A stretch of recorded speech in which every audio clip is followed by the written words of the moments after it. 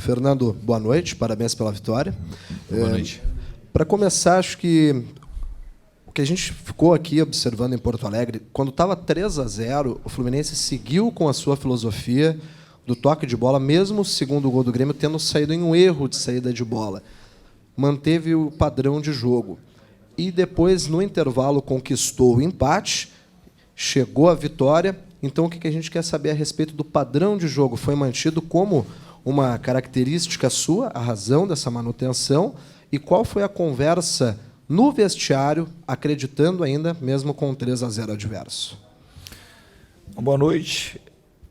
Quando o Grêmio fez os 2 primeiros gols, assim, erros que a gente não podia ter cometido, porque a gente tinha treinado aquela situação da ultrapassagem do Cortez e do outro lado aqui também no cruzamento, mas o Grêmio praticamente não tinha chegado ainda, então chegou e foi fatal. Chegou 1, 2 vezes. Quando fez o segundo gol, o nosso time sentiu,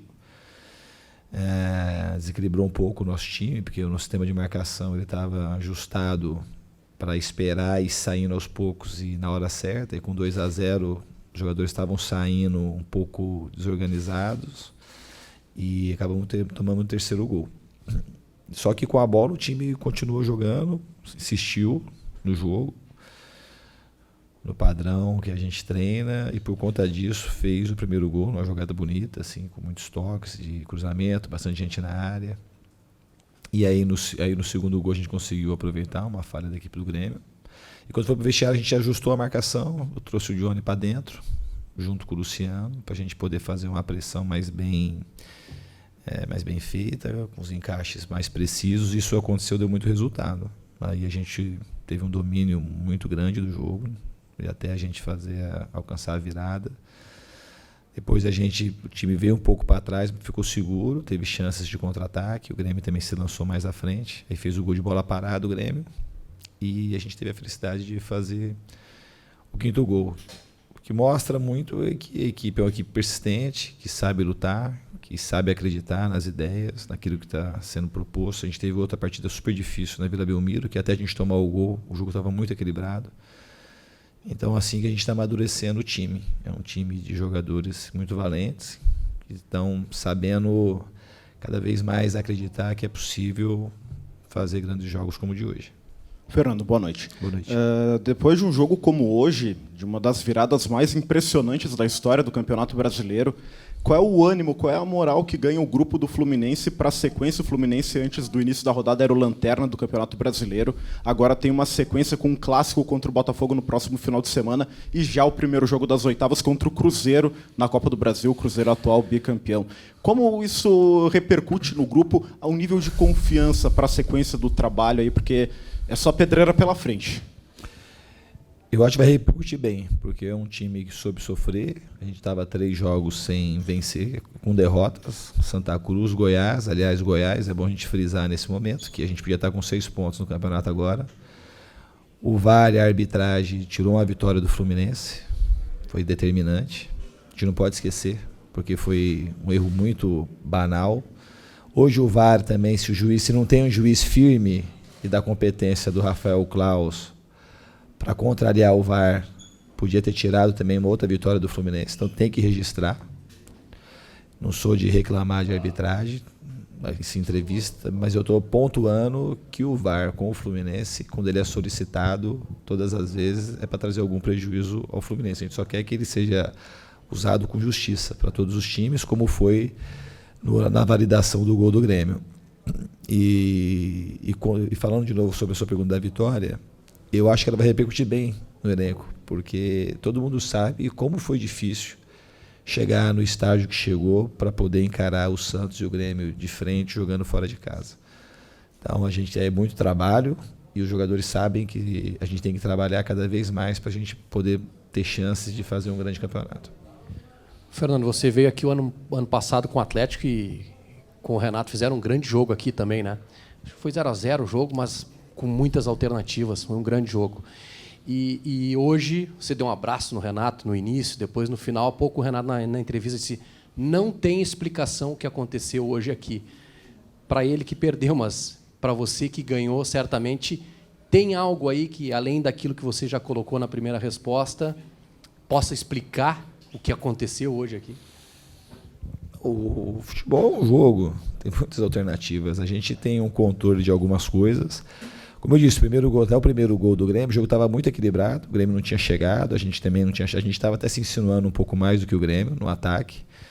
E foi um gol de uma jogada que a gente tinha, era fácil para evitar, tanto é que depois do segundo tempo a gente evitou praticamente todas as jogadas pelo lado, daquelas com um corredor muito aberto, como foi no cruzamento do Cortez.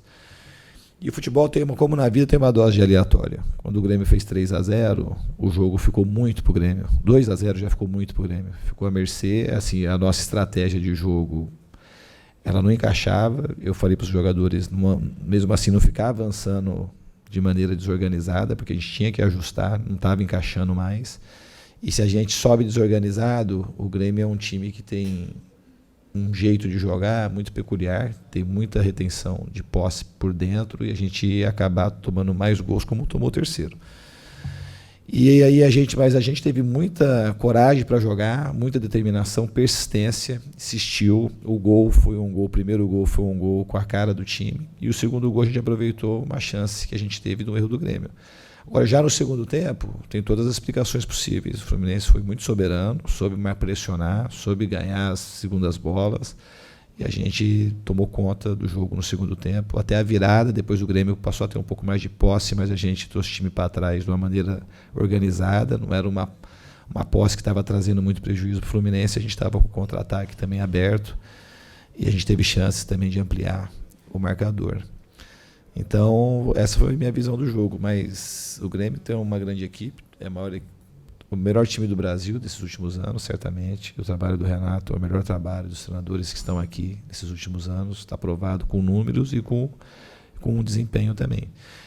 O que fica sempre para o futebol, essa é uma opinião que eu tenho, melhorar, essa discussão do resultado ser determinante para tudo. No trabalho ser bom ou ser ruim e ser determinado muito a curto prazo. O Fluminense hoje podia ter perdido e aí as perguntas seriam outras e o trabalho seria muito questionado. Mesmo a gente fazendo um jogo muito equilibrado contra o Grêmio, que eu mostrei ontem, contra o Santos na quarta-feira, até a gente tomar o primeiro gol, e a gente sendo prejudicado pelo VAR na primeira rodada, aí exerceria-se uma pressão assim, talvez desmedida, e a gente teria que ter mais força para trabalhar internamente.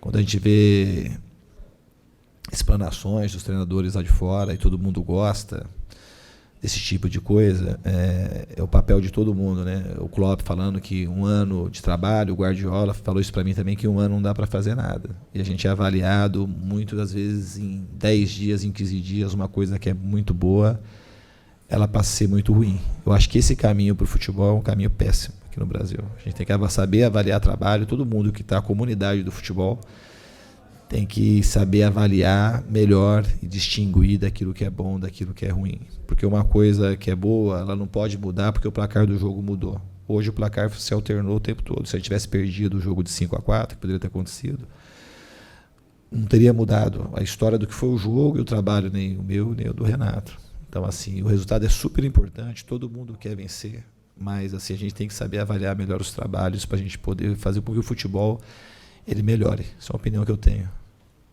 Oi, Fernando. Eu queria que tu falasse como que tu pensou o jogo, porque teve um fato novo que ocorreu, que foi a situação do Everaldo, né? Eu imagino que se não tivesse ocorrido que a decisão de retirar ele do jogo, ele seria titular. Então, eu queria entender como que tu pensou o jogo e o que tu mudou no intervalo, se é que tu mudou alguma coisa da estratégia do time, porque entrou o Daniel. E também foi a partir da entrada do Daniel que o time conseguiu construir essa grande virada que ocorreu hoje. Eu queria que fizesse a comparação da estratégia do início com alguma mudança, se é que teve alguma mudança no intervalo com a entrada do Daniel. Então, eu falei já na primeira pergunta que no intervalo a gente mudou, a gente estava jogando com uma linha de 4 atrás, com 3 volantes meio que por dentro, então com uma linha de 4, uma linha de 5 e o Luciano na frente. A gente mudou para 2 linhas de 4, adiantou o Luciano junto com o Johnny e fez uma pressão mais organizada, que a gente é um time que gosta de pressionar e gosta de ter a bola. E acho que isso funcionou muito bem no jogo de hoje. O Daniel entrou muito bem, é um jogador, todo mundo sabe que eu gosto, confio no jogador, então ele estava treinando bem, sempre bem, e merecia entrar. e entrou e fez uma grande partida. Então acho que teve as duas coisas, teve a mudança da estratégia, que eu acho que funcionou, e a entrada do Daniel fez um jogo muito bom, na minha opinião. Professor, gostaria de saber se o senhor sai um pouco mais aliviado hoje depois desse jogo, uma vitória, né, extraordinária, uma virada, porque o Renato falou que a arbitragem foi muito bem, elogiou a atuação do VAR, até o senhor, né, não concordou muito com essa situação, mas o senhor vem de uma virada para virar na casa do adversário. Como é que o senhor sai depois dessa partida? Porque houve uma comemoração muito intensiva, né, muito intensa por parte também da direção dentro do vestiário. O senhor poderia falar um pouco do pós-jogo? Uma comemoração natural, por conta do ninguém ganhou nada, mas foi uma partida que merece comemoração. Se quem é da comunidade do futebol não comemorar um jogo desse, é porque está morto, não sabe o que está fazendo no futebol. Então tem que comemorar mesmo uma partida como essa. Se o Grêmio tivesse vencido também teria que comemorar, mas no caso da gente, estava perdendo por 3-0, só não comemoraria só quem não é do futebol, que não tem paixão pelo jogo. E do VAR, eu não fiz a restrição ao VAR, eu falei do VAR no primeiro jogo, e as pessoas chamarem o VAR, tem que ter mais clareza, porque está repetindo o lance, aí transfere para o juiz um lance que, da onde eu vi ali, não tinha como dar pênalti, né? Então, assim, se tem um juiz mais vulnerável, poderia ter dado pênalti e o Fluminense poderia ser prejudicado. Foi isso que eu disse. Eu sou totalmente a favor do VAR, totalmente.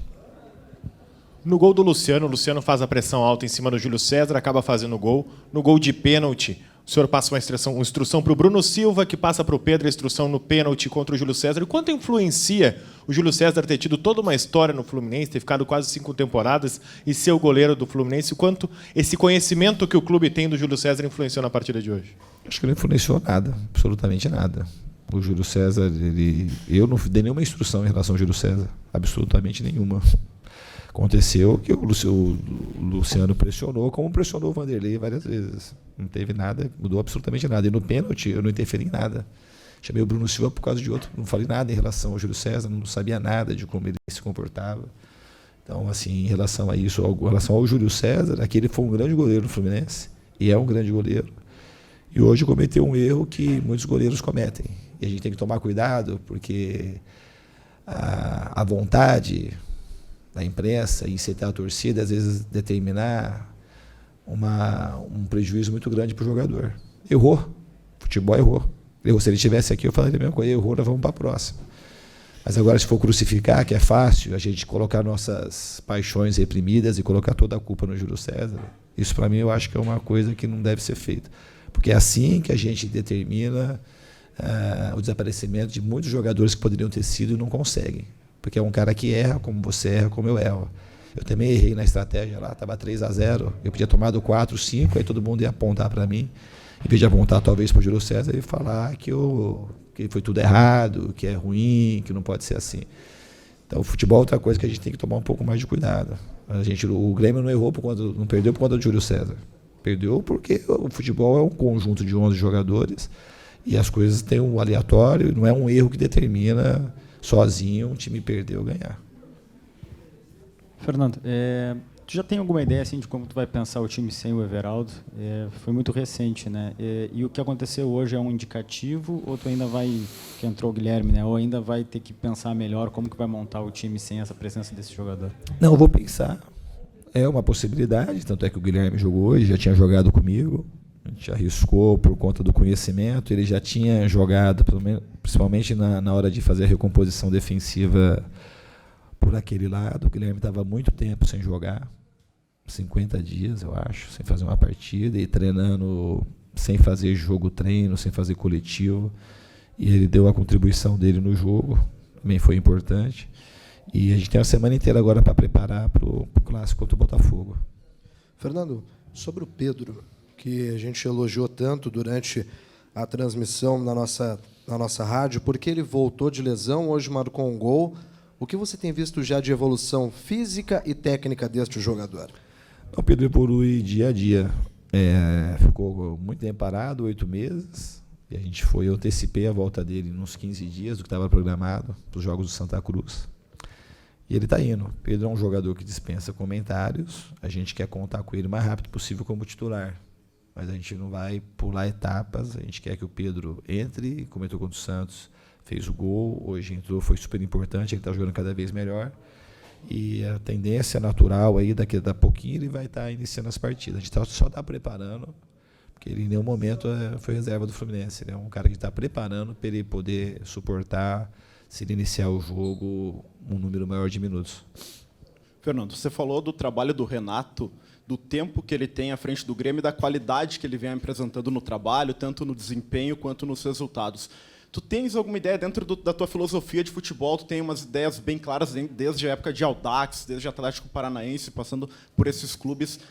Qual o tempo necessário para um treinador conseguir implementar? Porque o Renato já está há 3 anos no Grêmio e tu está um tempo bem menor, bem inferior no Fluminense, para afinar o estilo de jogo dentro daquilo que tu deseja, para ver o Fluminense otimizado dentro da tua filosofia. Qual o tempo assim que tu acha que seria interessante? Eu não sei precisar o tempo, isso é uma pergunta muito subjetiva. E, na realidade, esse trabalho não é do Audax, é um trabalho que começou comigo lá no Votorati. Inclusive, o Votorati fez jogos da Copa do Brasil contra o Grêmio, a gente já tinha isso em 2010. A gente jogou aqui no Olímpico com um time da 3ª divisão de São Paulo e tivemos mais posse de bola do que o Grêmio aqui dentro. Então, isso é um trabalho de muitos anos, né? Que às vezes as pessoas acham que o meu trabalho começou no Audax. Então elas avaliam, às vezes o cara fala assim, avaliou no Audax, foi no Audax, depois não foi bem, aí no Atlético Paranaense, que o trabalho foi bom, estão colhendo frutos até hoje, e no Atlético, por causa de um mês que tudo deu errado, o trabalho foi interrompido, né? É assim que acontece aqui no Brasil. E o Renato também ficou todo esse tempo no Grêmio, e está todo esse tempo, por conta dos resultados que ele teve. Senão não ficaria. Então, assim, os resultados são fantásticos e o desempenho também é fantástico. Então, é um treinador hoje já faz um tempo que ele é o treinador hoje aqui no Brasil com o melhor trabalho.